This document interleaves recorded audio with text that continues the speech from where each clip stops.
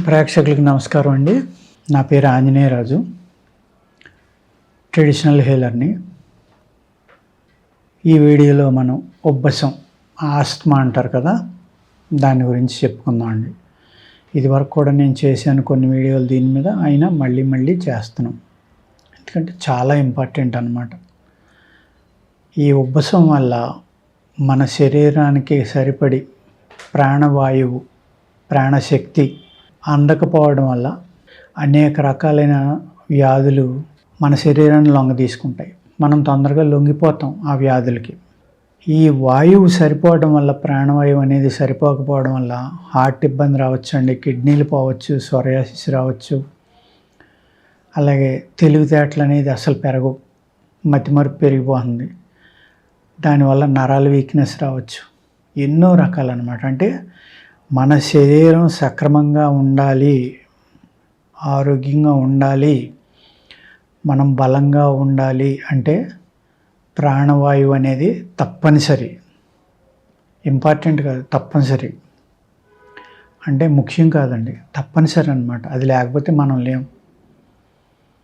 ఈ ప్రాణవాయువు అనేది మన శరీరం అంతా సప్లై చేసే అవయవాలు ఏంటి? ఊపిరితిత్తులు, లంగ్స్ అంటాం కదా, మీ అందరికీ ఐడియా ఉంటుంది. ఈ ఉబ్బసంలో 2-3 రకాలు ఉంటాయండి. 2 రకాలు ఉంటాయి మెయిన్. ఆ రెండాటిలో ఏంటి అంటే, ఒకటి కొన్ని క్రిముల వల్ల మనకి ఊపిరితిత్తుల్లోకి వెళ్ళి నాళాలు ఏవైతే ఉన్నాయో వాటిలో మాసు పెరగటం కానీ, అవి గట్టిపడిపోయి దగ్గరికి రావటం కానీ జరుగుతుందండి. సన్నబడిపోతాయి. సన్నబడిపోవటం వల్ల గాలి మనకి అందదన్నమాట. ఆ సన్నబడి ఒక 3 అంగుళాలు ఉందండి, 2 అంగుళాలు సన్నబడిపోయింది, అక్కడ ఎప్పుడూ ఒక టైప్ ఆఫ్ బ్యాక్టీరియా ఉంటుందన్నమాట. దాన్ని వదలదు, అక్కడ అలాగే కూర్చుని ఉంటుంది అక్కడ. మనం ఊపిరి సలపనప్పుడు ఏం చేస్తామంటే, కొంతమందికి ఏసీలోకి వెళ్తే ఉక్కిరిబిక్కిరి అయిపోతారు, చనిపోయేటంత ఇబ్బంది పడతారు. కొంతమంది ఎక్కువ గాలి తగిలినా ఇబ్బంది పడతారు. కొంతమంది చేపలు తింటే ఇబ్బంది పడతారు. కొంతమంది వంకాయ తింటే ఇబ్బంది పడతారు. కొంతమంది కూల్ డ్రింక్స్ కానీ, చల్లని నీళ్ళు కానీ తాగితే ఇంకా ఎంత ప్రమాదం కాదు. ఇది కొంతమందికి ఏమవుతుందంటే, ఇలా నరాల్లో బ్యాక్టీరియా ఉండి సన్నబడ్డం కాకుండా శ్లేష్మం విపరీతంగా పెరిగిపోయి ఊపిరితిత్తులన్నీ కూడా ఆ శ్లేష్మంతో నిండిపోతాయి అన్నమాట. నిండిపోవటం వల్ల వాటిల్లో అబ్జర్వ్ చేసుకునే కెపాసిటీ లేక దమ్ము వస్తుంది. శ్వాస అంటాం దాన్నే. ఆయుర్వేదంలో శ్వాస వ్యాధి అంటే ఉబ్బసం. ఆ శ్వాస రావడం వల్ల ఏమవుతుందంటే, ఇప్పుడు మోడర్న్ దాంట్లో ఒక దాంతో పఫ్ అంటారు, దాన్ని కొట్టుకుంటే అప్పుడు అక్కడున్న ఆ బ్యాక్టీరియా చల్లబడడం వల్ల టెంపరీగా ఆ నాళం అనేది లావు పెరగడం వల్ల రిలీఫ్ ఇమీడియట్గా వచ్చేస్తుంది. ఎమర్జెన్సీలో అది ఒక అద్భుతమైన మందు, దాన్ని కాదనలేం. ఈ ఉబ్బసం అనేది శాశ్వత పరిష్కారం, అంటే శాశ్వతంగా నివారణ అయ్యేది చాలా తక్కువ అండి. ఆయుర్వేదంలో అయితే డెఫినెట్గా అవుతుంది, చాలా బాగా తగ్గుతుంది, చాలా ఎక్కువ పర్సంటేజ్ సక్సెస్ ఉంది అందులో. ఎవరైతే ఈ ఫమ్ విపరీతంగా పెరిగిపోయి ఊపిరితిత్తులకు అడ్డుపడిపోయి బయటికి రావట్లేదు, దానికి 1 గ్లాసు చక్కెర పానకం తయారు చేసుకోండి. మీకు షుగర్ వ్యాధి లేకపోతే పర్వాలేదు, షుగర్ వ్యాధి ఉన్నవాళ్ళు దయచేసి ఇది తాగొద్దు. ఒక పెద్ద 2 చెంచాలు వాటర్, ఒక 200-250 ml వాటర్లో బాగా కలుపుకోండి. గుడ్డతోటి వడపోసుకోండి, ఏమీ లేకుండా. అందులో నలకలో ఇటువంటి దాంట్లో జిల్లేడు చెట్టు యొక్క ఒకే ఒక్క చుక్క ఆకు కానీ ఏదైనా ఇలా ఇరిసినప్పుడు పాలు వస్తాయి, అది ఇలా పెడితే 1 చుక్క కారుతుంది అందులోకి. 2వ చుక్క పడితే ఆ పాలు వంచేసి, ఆ పానకం వంచేసి మళ్ళీ జిల్లేడు పాలు వేసుకోండి. 1 చుక్క వేయడానికి ప్రయత్నించండి, 2వది పొరపాటును కూడా వేయొద్దు. ఎందుకంటే జిల్లేడు చెట్టు పాలలో విష పదార్థాలు ఉంటాయి, అందరికీ పడవయ్యి. చాలా జాగ్రత్తగా మాత్రమే ఈ మందు వాడుకోండి. పూర్వం చాలా సింపుల్గా తీసుకునేవారు, ఇప్పుడు అలా వద్దు. తప్పనిసరిగా వైద్యుడి సలహా మేరకు, వైద్యుడు ఉండగానో వైద్యుని పర్యవేక్షణలో మాత్రమే ఇది వాడుకోండి. ఒకే 1 చుక్క అందులో కలుపుకొని పరగడుపుని తాగితే ఒక అరగంటకో గంటకో చక్కగా వాంతి అయ్యి ఈ జిగురు అనేది అంతా కూడా ఆ వాంతులు బయటికి వెళ్ళిపోతుంది. ఇలాగా అప్పుడప్పుడు ట్రై చేస్తూ ఉంటే ఈ జిగురు అనేది బయటికి పోయి ఊపిరితిత్తులు శుభ్రపడి ఈ ఆస్తమా అనేది చక్కగా తగ్గుతుందండి. లేకపోతే మీరు ఏం చేస్తారంటే ఊపిరి సాలపట్లేదు, ఆ పఫ్ అనేది లేదు, ఎగ ఊపిరి దిగ ఊపిరిగా ఉన్నారు, చాలా భయం వేస్తుంది. హార్తకర్పూరం చూసుకోండి. భీమసేన కర్పూరం అంటే పచ్చకర్పూరం అంటాం, అది కానీ హార్తకర్పూరం ఏదైనా పర్వాలేదు. దాన్ని కొంచెం నలిపి బియ్యంలో వేసుకుని ఆ బియ్యాన్ని మూటగా కట్టుకోండి కర్చీఫ్లో. దాన్ని అస్తమాను వాసన చూడండి. చాలా అంటే చాలా రిలీఫ్ దొరుకుతుంది మీకు. అదేవిధంగా ఇంగువ కూడా ఆహారంలో వాడడం వల్ల ఈ యొక్క ఆస్తమా అనేది చాలా బాగా తగ్గుతుందండి. అడ్డసరం అంటారు, అడూస అంటారు, అడ్డసరపు ఆకులు అంటారు. అడ్డసరం ఆకులు కానీ దాని పూత వెన్నులు మన కనకాంబరం ఉంటాయి చూసారా, సేమ్ అలాగే ఉంటాయి. ఆ వెన్నులు తీసుకుని ఆ వెన్నుల్ని జాగ్రత్తగా పౌడర్గా కానీ ఆ వెన్నుల్లో కొంచెం పంచదార కానీ బెల్లం కానీ కలిపి బాగా నూరుకుంటే మాత్ర కట్టుకోవచ్చు. ఆ మాత్ర కట్టుకుని ఆకులు కూడా అలాగా ఆకు పసరు తీసుకోండి. లేకపోతే ఆకుని కొంచెం వడిలిన తర్వాత ఇంట్లో పెట్టుకుంటే కొద్దిగా వడులుతుంది. అప్పుడు దాన్ని మిక్సీలో కొట్టి మీరు వడ్డలో వేసి పిండితే రసం వస్తుంది. నిజ రసం అంటాం, అది నీళ్లు పోసి కొట్టింది కాదు.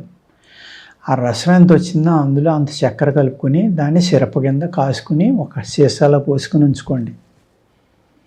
ఉంచుకుని చాలా కఠోరమైన చేదుగా ఉంటుంది అది. మీరు పడుకునే ముందర కొద్దిగా ఒక అర చెంచా అలాగ మీరు దాన్ని చప్పలించి కనుక పడుకుంటే మీకు నిద్ర చక్కగా పడుతుంది. అంటే ఈ శ్వాస ఇబ్బంది వల్ల, ఊపిరి సలపకపోవటం వల్ల మీకు నిద్ర ఎందుకు పట్టట్లేదో ఆ ఊపిరి అనేది మీకు ఈజీగా తీసుకునేలాగా ఆ శ్వాస ప్రక్రియ అనేది పెరుగుతుందన్నమాట. ఈజీగా మీకు ఊపిరితిత్తులకి గాలి అందుతుంది. దానివల్ల అందటం వల్ల చక్కగా నిద్రపోతారు. అడ్డసరం, అడూస అంటాం. ఇది ఊపిరితిత్తుల మీద మిరకిల్ అనమాట. నేను చెప్పింది అన్ని రకాల దగ్గుల మీద, కాఫ్ మీద, కోల్డ్ మీద కూడా పనిచేస్తుందండి. చాలా బాగా పనిచేస్తుంది. ఈ ఊపిరితిత్తుల అనే అవయవాలు ఎంత ఇంపార్టెంట్ అంటే, మీరు హిమోగ్లోబిన్ 13-14 ఉండాలని డాక్టర్లు నిర్ణయించారనుకోండి మోడర్న్ సైన్స్లో, మీరు 8కి వచ్చినా 7కి వచ్చినా ప్రాణభయం లేదు, బతికే ఉంటారు. కానీ శ్వాస అనేది, ఆక్సిజన్ అనేది మినిమం పర్సంటేజ్ నుంచి ఏమాత్రం కిందకి తగ్గినా మీ బ్రెయిన్ డెడ్ అయ్యి మీరు కోమాలోకి వెళ్ళిపోతారు. అనేక అవయవాలు కొలాప్స్ అయ్యి పాడైపోతాయి, చెడిపోతాయి, సెల్స్ అన్నీ చనిపోయి అవయవం మళ్ళీ రికవరీ అవ్వాలంటే చాలా కష్టం అనమాట. మల్టిపుల్ ఆర్గన్స్ ఫెయిల్ అవటానికి కారణం ఈ ఆక్సిజన్, లో ఆక్సిజన్ అండి. ఆక్సిజన్ అందకపోవడం. మన శరీరంలో కొన్ని కోట్ల నరాలు ఉంటాయన్నమాట. నేను అనేక వీడియోల్లో చెప్పాను. ఆ వీడియోలో చెప్పిన ఆ కోట్ల నరాల్లోకి ఈ ఆక్సిజన్ అనేది చేరకపోతే అనేక వ్యాధులు మనకి వస్తాయన్నమాట. అందుకు ఉబ్బసం అనేదాన్ని నెగ్లెక్ట్ చేయొద్దండి. మా దగ్గర 2-3 రకాలు ఉన్నాయి. శ్వాసహార లేహ్యం అని, శ్వాసహార క్యాప్సిల్ అని, ట్యాబ్లెట్ అని. ఈ తేనెతోటి తీసుకొని మామూలుగా తీసుకునేవి కూడా ఉంటాయి. 2 నెలల నుంచి 6 నెలల లోపల ఎంత పాత ఉబ్బసమైనా తగ్గిపోయి చాలా చక్కగా అనేక మందికి తగ్గించామండి. ఇప్పుడు కరోనా వచ్చి వెళ్ళిన తర్వాత ఈ లంగ్ ప్రాబ్లమ్స్ అనేవి బాగా పెరిగిపోయినాయి. ఈ ఆక్సిజన్ అనేది మీ శరీరం అంతా ఫ్లో అవ్వకపోవడం వల్ల రక్తం చిక్కబడిపోవడం, ఆ చిక్కబడిపోవడం వల్ల స్ట్రోక్ వస్తే మనిషి హాస్పిటల్కి వెళ్ళి స్టంటో బైపాసో ఏదో ఒకటి చేయించుకునేదాకా టైం ఇవ్వట్లేదు. సడన్ డెత్ జరుగుతుంది, యంగ్ పీపుల్లో కూడా జరుగుతుంది. ఇది ఎందుకు జరుగుతుంది అంటే కారణం, ఈ కరోనా వచ్చి వెళ్ళిన తర్వాత అందరి ఊపిరితిత్తులు వీక్ అయినాయి. మీ లంగ్స్కి మళ్ళీ శక్తి రావాలి అంటే అయితే మనం ఆస్తమాకి వాడే మెడిసిన్స్ ఉన్నాయో ఆ మెడిసిన్స్ అన్నీ కూడా మనం వాడుకుంటే మీ ఊపిరితిత్తులు మళ్ళీ బలపడి మిమ్మల్ని అనేక రకాలైన వ్యాధుల నుంచి కాపాడుతుంది అన్నమాట. ఈ ఊపిరితిత్తులు బలపడడం అనేది అనేక రకాల వ్యాధులు, 1-2 అని చెప్పలేం. ఈవెన్ గుండె పాల్పిటేషన్ అంటాం, గుండె దడ, గుండె నీరసం, ఇటువంటివి రావడానికి కూడా కారణం ఈ ఆక్సిజన్ సరిపోకపోవడం, గ్యాస్ట్రిక్ ప్రాబ్లమ్ ఇలాంటివి అన్నమాట. అందుకేంటంటే దయచేసి దీన్ని నెగ్లెక్ట్ చేయొద్దు. ఊపిరితిత్తులు ఎప్పుడూ ఆరోగ్యకరంగా ఉండేలాగా చూసుకోండి. ధూమపానం చేసేవాళ్ళు, ఎక్కువ పొల్యూషన్లో వర్క్ చేసేవాళ్ళు, ఇటువంటి వాళ్ళు అందరూ కూడా ఊపిరితిత్తుల్ని శుభ్రం చేసుకోవడం అనేది చాలా ఇంపార్టెంట్ అండి. మీరు కొబ్బరి నీళ్ళలో తేనె కలుపుకొని తాగినా కూడా కొంతవరకు ఊపిరితిత్తులు బలపడతాయి. అద్భుతాలు ఏమీ జరగవు, కానీ ఇది అందరికీ దొరికే మందు కాబట్టి నేను ఒక చిన్న చిట్కా ఈ వీడియో ద్వారా తెలియజేస్తున్నాను అనమాట. అదే పల్లెటూరులో అనుకోండి, అడ్డసరం చాలామందికి తెలుసు. చేలుకి ఫెన్సింగ్ కింద వేస్తూ ఉంటారు, కోరాడు అంటాం మనం. అది ఎన్నో చోట్ల దొరుకుతూ ఉంటుంది. అది ఖురాన్లో కూడా దాని గురించి తెలియజేయటం అయింది. ఊపిరితిత్తులకి అమృతం లాంటి మందు ఏదైనా ఉంటే అది అడ్డసరం అని ఖురాన్లో కూడా తెలియచేయబడింది. అర్థమైందండి? జాగ్రత్తగా అటువంటివి వాడుకుంటే కనుక మీ శరీరంలో ఊపిరితిత్తులు అనే అవయవాలను కాపాడుకుని చక్కని ఆక్సిజన్ ఫ్లో అనేది మీ శరీరం అంతా తిరగడం వల్ల మంచి ఆరోగ్యంగా, మీ శరీరం యొక్క చర్మం కూడా మంచి కాంతివంతంగా, అందంగా కనబడతారు.